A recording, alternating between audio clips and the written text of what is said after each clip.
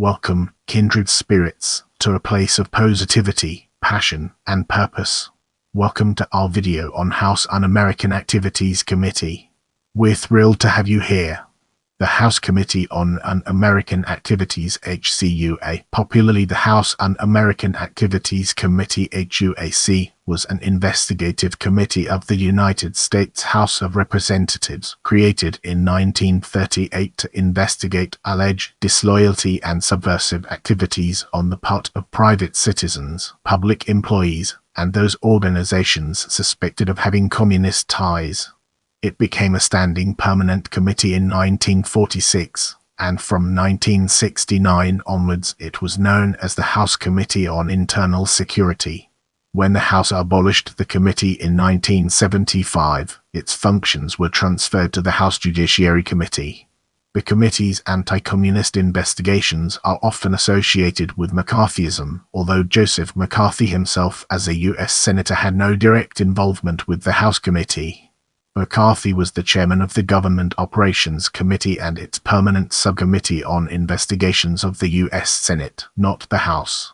As we progress, let's shine a spotlight on Overman Committee and examine its intricate interplay within our topic. Overman Committee. The Overman Committee was a subcommittee of the Senate Judiciary Committee chaired by North Carolina Democratic Senator Lee Slater Overman that operated from September 1918 to June 1919. The subcommittee investigated German as well as Bolshevik elements in the United States. This subcommittee was originally concerned with investigating pro-German sentiments in the American liquor industry.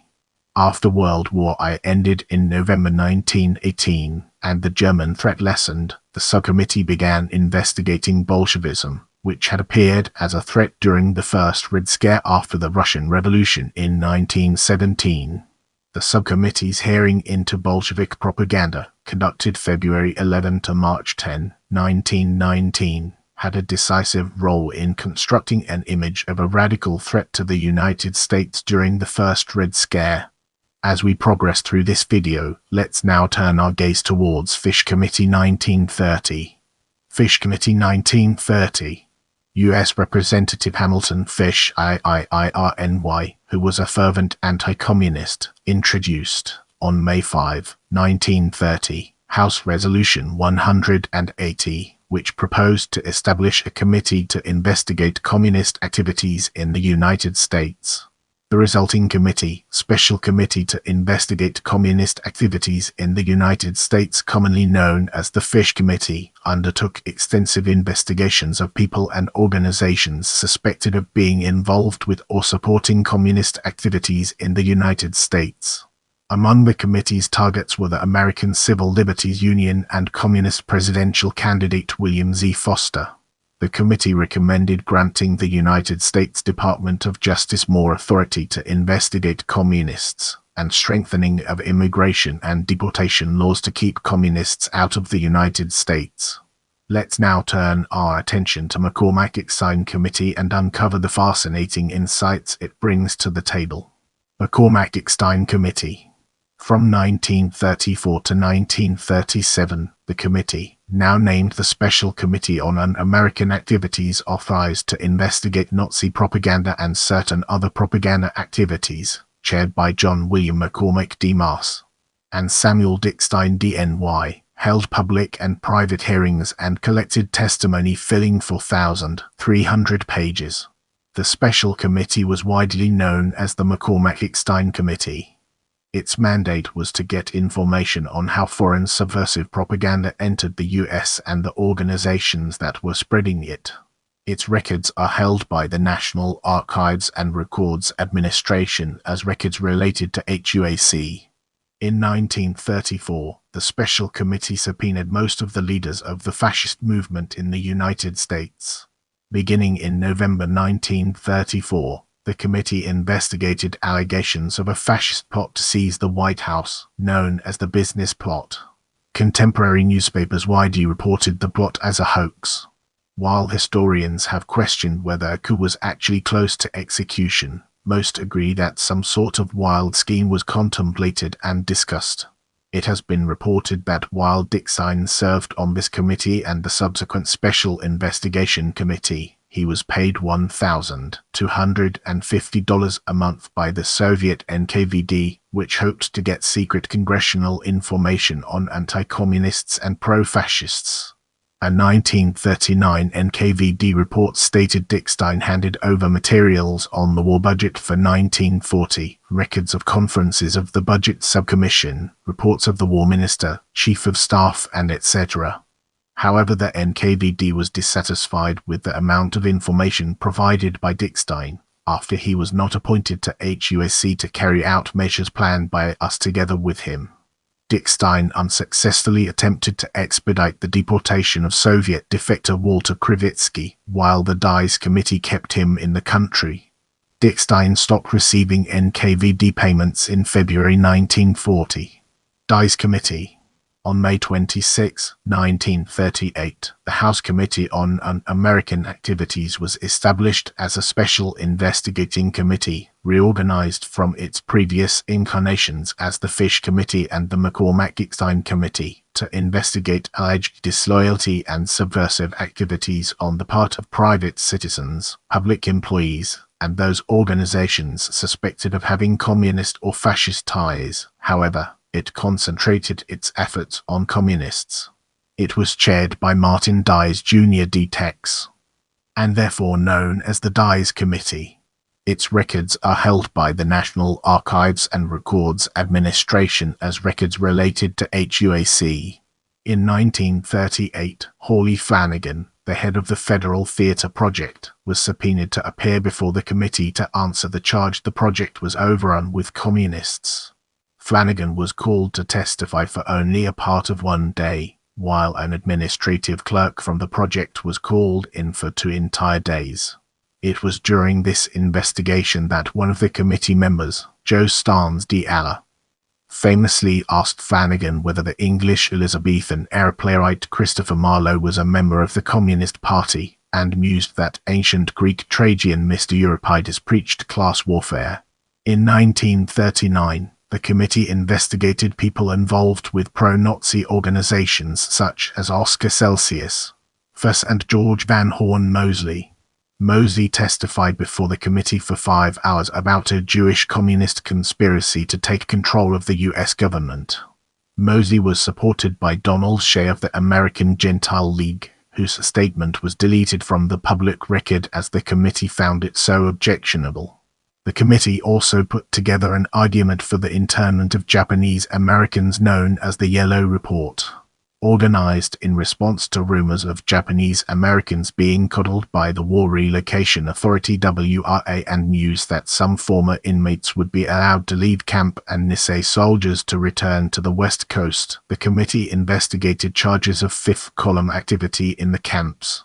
A number of anti-WRA arguments were presented in subsequent hearings, but Director Dylan Meyer debunked the more inflammatory claims. The investigation was presented to the 77th Congress and alleged that certain cultural traits, Japanese loyalty to the emperor, the number of Japanese fishermen in the U.S., and the Buddhist faith were evidence for Japanese espionage, with the exception of Rep.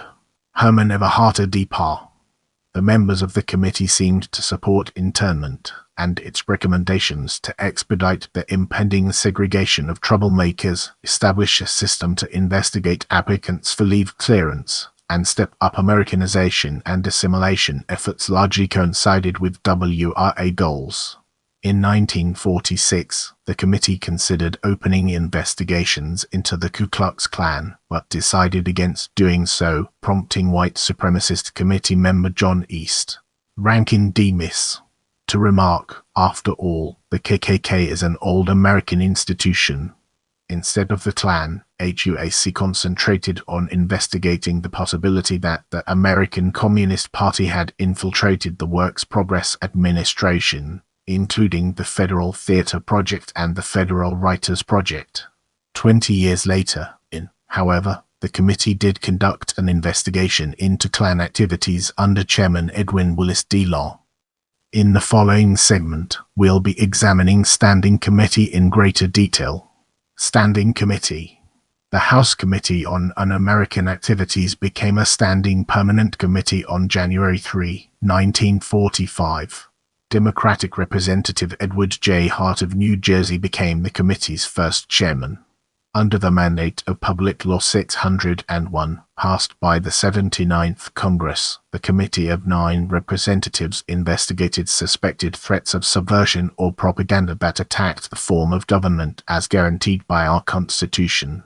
Under this mandate, the committee focused its investigations on real and suspected communists in positions of actual or supposed influence in the United States society.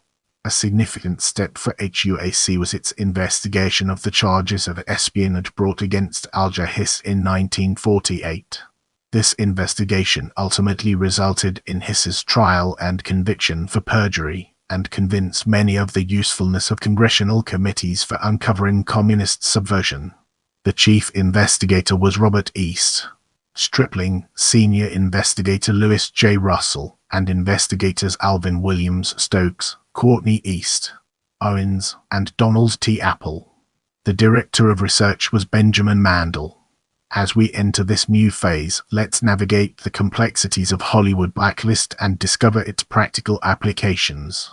In 1947, the committee held 9 days of hearings into alleged communist propaganda and influence in the Hollywood motion picture industry. After conviction on contempt of Congress charges for refusal to answer some questions posed by committee members, the Hollywood 10 were blacklisted by the industry. Eventually, more than 300 artists, including directors, radio commentators, actors, and particularly screenwriters, were boycotted by the studios. Some, like Charlie Chaplin, Orson Welles, Alan Lomax, Paul Robeson, and Yip Harburg, left the US or went underground to find work. Others, like Dalton Trumbo, wrote under pseudonyms or the names of colleagues. Only about 10% succeeded in rebuilding careers within the entertainment industry. In 1947, studio executives told the committee that wartime films such as Mission to Moscow, The North Star, and Song of Russie could be considered pro-Soviet propaganda, but claimed that the films were valuable in the context of the Allied war effort, and that they were made in the case of Mission to Moscow at the request of White House officials. In response to the House investigations, most studios produced a number of anti-communist and anti-Soviet propaganda films such as The Red Menace August 1949, The Red Danube October 1949, The Woman on Pier 13 October 1949, Guilty of Treason May 1950, About the Ordeal and Trial of Cardinal Joseph McCarthy, I Was a Communist for the FBI May 1951, Academy Award nominated for Best Documentary 1951, also serialized for radio, Red Planet Mars May 1952, and John Wayne's Big Jim McLean August 1952. Universal International Pictures was the only major studio that did not purposely produce such a film. Prepare yourself for an in-depth analysis of Whittaker Chambers and Alger Hiss in this section. On July 31, 1948, the committee heard testimony from Elizabeth Bentley, an American who had been working as a Soviet agent in New York. Among those whom she named as communists was Harry Dexter White, the senior U.S. Treasury Department official. The committee subpoenaed Whittaker Chambers on August 3, 1948. Chambers, too, was a former Soviet spy, by then a senior editor of Time magazine. Chambers named more than a half-dozen government officials, including White as well as Alger Hiss and his brother Donald. Most of these former officials refused to answer committee questions, citing the Fifth Amendment. White denied the allegations, and died of a heart attack a few days later. Hiss also denied all charges. Doubts about his testimony, though, especially those expressed by freshman Congressman Richard Nixon, led to further investigation that strongly suggested Hiss had made a number of false statements.